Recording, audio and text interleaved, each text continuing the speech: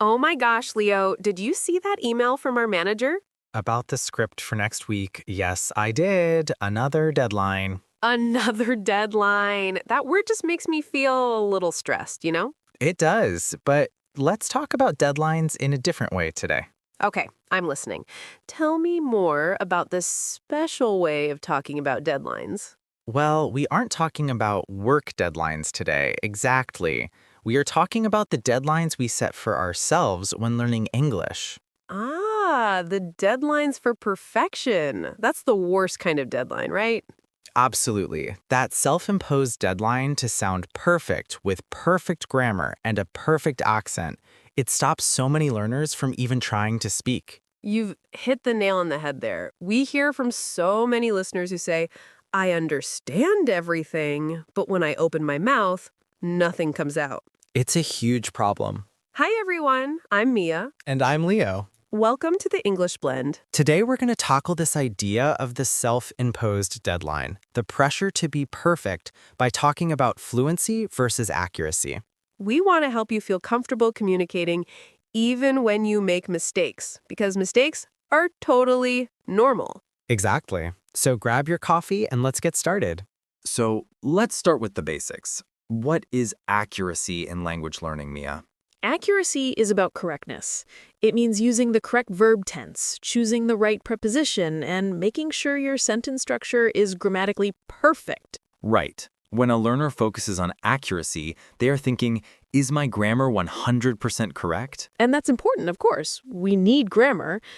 But what is fluency? Fluency is different. Fluency is the ability to speak smoothly and easily, without long pauses, so that the listener understands your message. It's about communication flow. It's the flow. It's like a river. Does the water flow quickly? Yes. Is every single drop perfectly placed? No, but the river still gets to the ocean. That's a fantastic analogy. Fluency is communication, not perfection. That's our main takeaway for today. I think many students confuse the two. They think they need high accuracy before they can be fluent. And that's the trap. If you wait until you have perfect grammar, until you're 100% accurate, you might never start speaking. Because even native speakers make mistakes, Leo. Exactly. We use fillers, we sometimes change tenses mid-sentence in informal speech, or we stop to search for a word. That's natural. The key is that the message gets across. Let's explain that phrase right now. We said, the message gets across. What does that mean? To get your point across means the listener understands what you intended to say, even if the words weren't perfectly accurate. It's the goal of communication. If I ask you, where did you went yesterday? The grammar is wrong, but you still understand I'm asking about your location yesterday. My point got across. Precisely, and that leads us to the big discussion point. Why does focusing too much on grammar block fluency? It's all about the cognitive load, isn't it? Yes, the brain power. When you are speaking, your brain has to manage several things at once. Finding vocabulary, deciding on the topic, understanding the person reacting to you, and checking every single verb conjugation. That's too much for the brain to do simultaneously in real time. It creates what we call the grammar block. The grammar block is when you start a sentence, but then you pause midway because you're suddenly thinking, wait, should I use the present perfect continuous here or the simple past? And while you are calculating the correct tense, the conversation moves on. Or worse, you just stop talking completely. You know, it's like trying to drive a car while constantly checking the engine manual for every gear shift. You'll stall the car. We need to shift the focus from being a grammarian, someone who studies grammar, to being a communicator. A communicator accepts good enough. If the listener understands me, I win. That's the attitude. So how do we break the cycle, Leo? How do we stop giving ourselves this impossible deadline for perfect speech?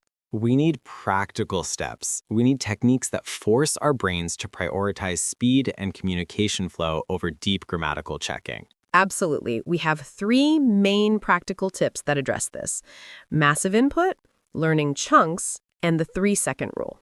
Let's start with tip 1, massive listening input. Massive listening means consuming huge amounts of English content. Podcasts, YouTube, movies, music, everything. Not just studying a textbook chapter for 20 minutes, we mean hours every week. Why is this so crucial for fluency? Because language learning is often subconscious. Your brain needs to hear correct patterns thousands of times before it starts reproducing them naturally without calculation. Think of it like a baby learning their first language. They don't study grammar rules, they just listen and absorb the language patterns and sounds. They absorb the rhythm, the intonation, and where native speakers naturally place their stress and pauses. When you listen massively, your grammar starts to improve subconsciously. You might not know why the sentence sounds right, but it will feel right. You build an internal database of correct structures, so when you speak, your brain can quickly pull out something that sounds correct instead of building a sentence from scratch using complex rules. So the first step to beating the grammar block is soaking your brain in English input. Make it a daily habit, even 30 minutes while you wash dishes or commute. Yes, consistency is key there. Let's move to tip 2. Learning language chunks. This is my favorite tip for fluency. What is a chunk? A chunk is a group of words that native speakers use together constantly, almost like one vocabulary item.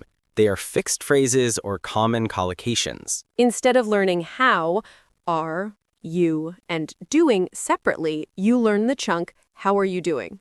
Or instead of learning I am going to be late, you learn the chunk, I'm going to be late. When you speak in chunks, your brain doesn't have to worry about the grammar inside the chunk. It's already packaged correctly. You are basically deploying pre-made structures. It drastically reduces that heavy cognitive load we talked about. Think about common small talk phrases, like, that's a good point, or hang on a second, or I see what you mean. If you learn those as individual words, you might pause and think, should I say hang to a second or hang on a second? But if you learned hang on a second as one unit, you just say it. Flow achieved. We encourage students to actively look for these chunks in the massive input they are listening to. Write them down and practice them whole. It's like buying pre-cut vegetables for a recipe. It saves so much time compared to chopping everything yourself. That is a great analogy, Mia.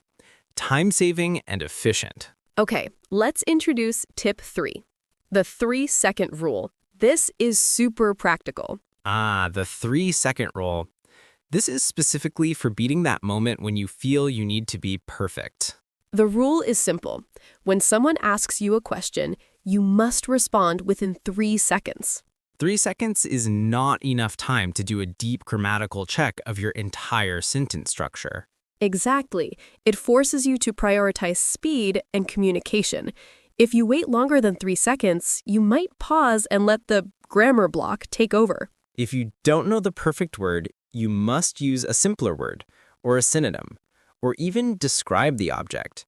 But you must respond quickly. If I ask you, what did you do last night? And you start thinking, I need to use the past tense, but wait, was it read or read? You've already wasted 3 seconds. Instead, you should just say, I was reading book. Even if I was reading book has a small grammatical error. A book is missing. But you got the point across, and you maintained the flow of conversation. The listener knows you were reading. That immediate response trains your brain to accept good enough communication. It breaks that deadline for perfection. This is a mental exercise. It's about building confidence and showing your brain that speaking is safe, even with small mistakes. Leo, speaking of making mistakes and getting the point across, do you remember that story about your trip to Italy? Oh, the coffee story. That's a good example of fluency over accuracy. Tell us. Right. I was traveling, and my Italian is very, very basic. I mean, maybe A1 level. I wanted to order a specific type of coffee at a busy cafe. A specific type, not just a plain espresso. No. I wanted a macchiato freddo, an espresso with a little cold milk foam. I knew the vocabulary, but I had no idea how to structure the full request in Italian politely. Uh-oh. Time pressure. Exactly. The barista looked impatient, so I completely ditched the perfect grammar. I didn't try to use the formal, vorrei un macchiato freddo, per favore. What did you do? I just pointed at the machine and used the 3 words I knew, plus a gesture. Macchiato, freddo, milk, please. You mixed Italian, English, and body language. Yes, pure communication. I was not accurate at all, but the barista smiled, nodded, and prepared exactly what I wanted. Your point got across. Success. It was a perfect moment where fluency, meaning successful, quick communication, won the day. If I had paused for 30 seconds to try and form a perfect sentence, I would have lost my chance, and maybe the barista would have ignored me. That cultural note is important. In fast-paced situations, especially in places like busy cafes or markets, quick communication is always valued more than perfect grammar. Absolutely. Don't let the fear of imperfect grammar impose a deadline on your communication. Just speak. Now that we've talked about getting your point across, let's look at 2 more really useful phrases for English learners. These are great phrases to use when you are struggling, because sometimes, despite our best efforts, we all hit a wall. To hit a wall. What does that mean, Leo? When you hit a wall, it means you suddenly stop making progress, or you encounter a significant obstacle that prevents you from moving forward. It's often used metaphorically, especially when you are studying or trying a physical activity. Like, I was running perfectly, but at kilometer 5, I suddenly hit a wall. In English learning, you hit a wall when you've been studying hard, but you feel like your speaking ability hasn't improved in weeks, or you cannot understand a specific grammar concept. It's the feeling of frustration, right?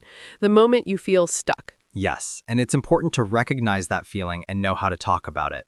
You can say, "I'm sorry, I think I just hit a wall. Can you rephrase that?" That's a very natural way to communicate difficulty.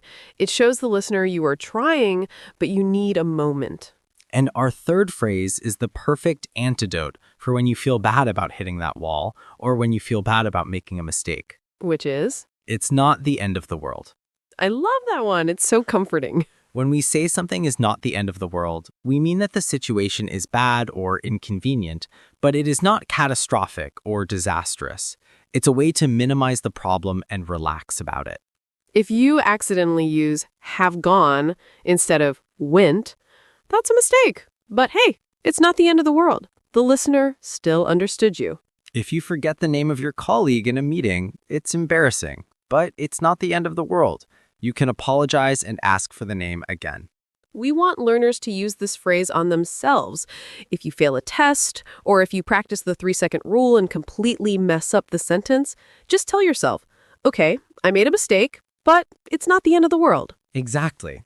It reduces the internal pressure. Remember our goal, communication, not perfection. That small grammatical error is certainly not the end of the world. Let's expand on the 3 practical tips we discussed earlier, Leo, because achieving fluency requires deep, ongoing practice. Agreed. We need to drill down into the practical application, especially for using those chunks and the 3-second rule in daily life. Let's revisit tip 1, massive listening input. How do our listeners ensure this input is effective? It needs to be consistent and slightly challenging. Consistent means every day.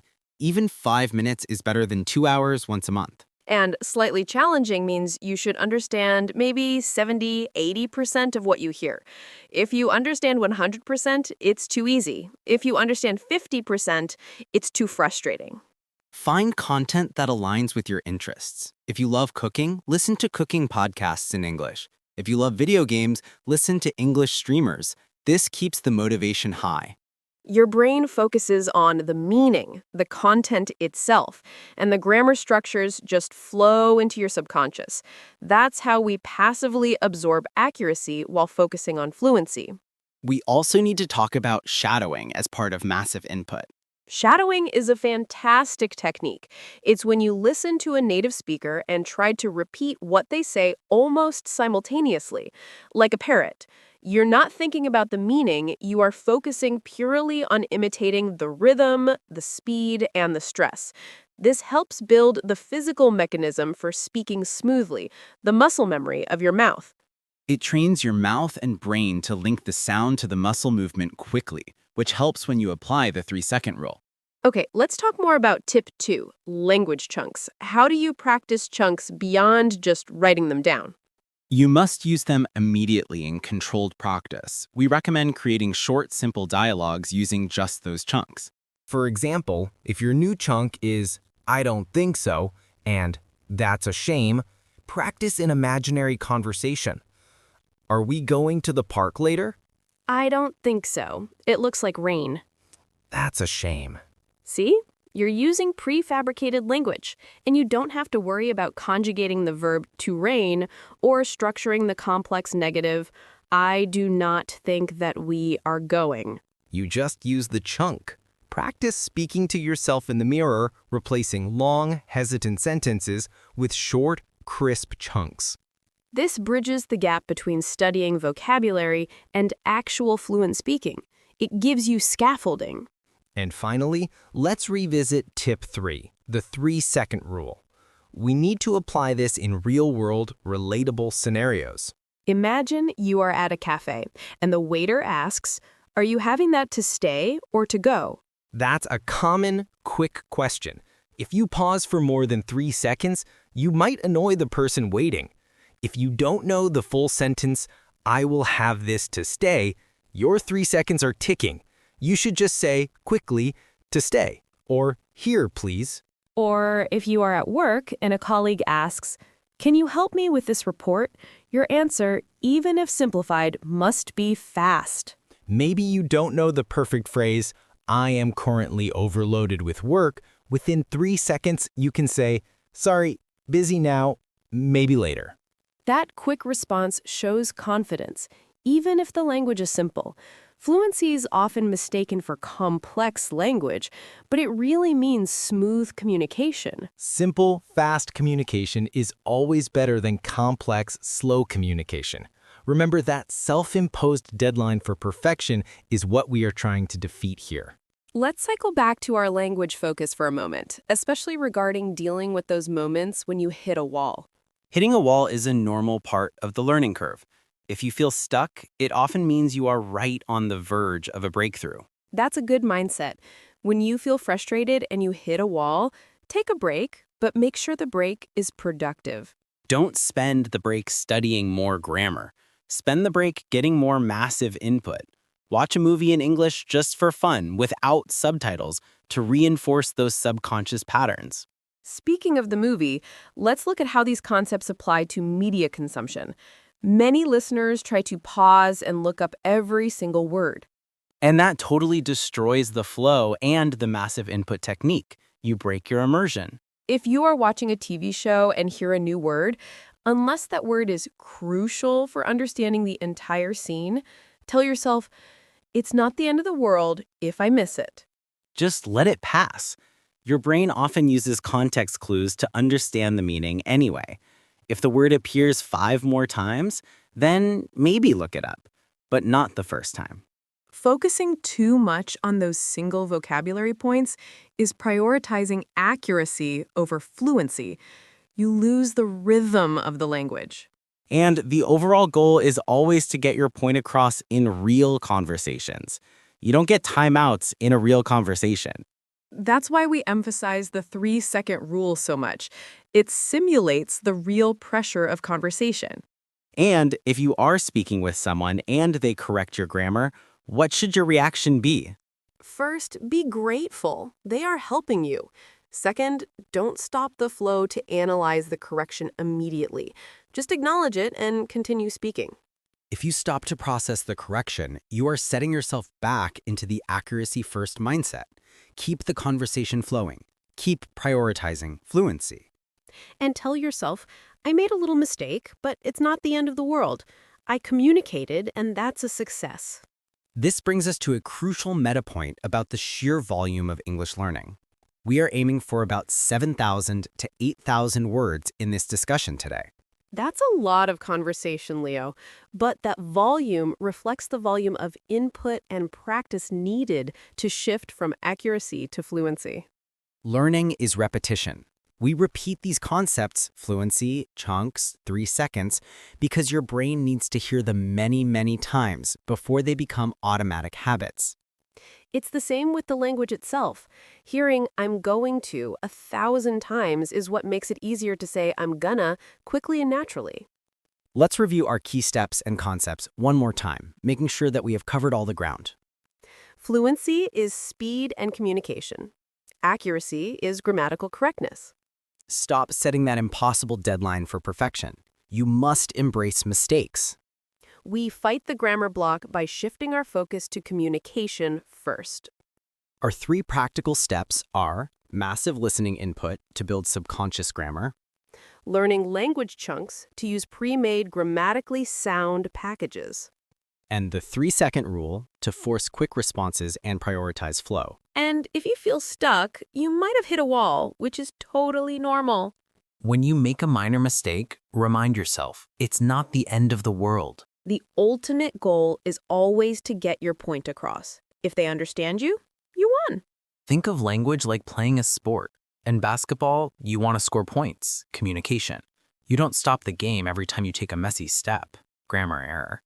You focus on the objective. So our advice is stop checking your feet and just run toward the goal. Focus on the message. Exactly. Focus on making connections and communicating your thoughts. The accuracy will follow slowly and naturally as you increase your exposure. Daily practice, even small amounts of massive input, is what makes the difference. Don't wait for the perfect moment to speak. Start now. And be patient with yourself. This is a marathon, not a sprint. That was a great talk. We hope this episode helps you release some of that pressure you put on yourself. Yes, and next week we are going to dive into the best ways to practice English with native speakers without feeling nervous. Join us for that. Thank you for tuning into The English Blend. Yes, see you in the next episode of The English Blend.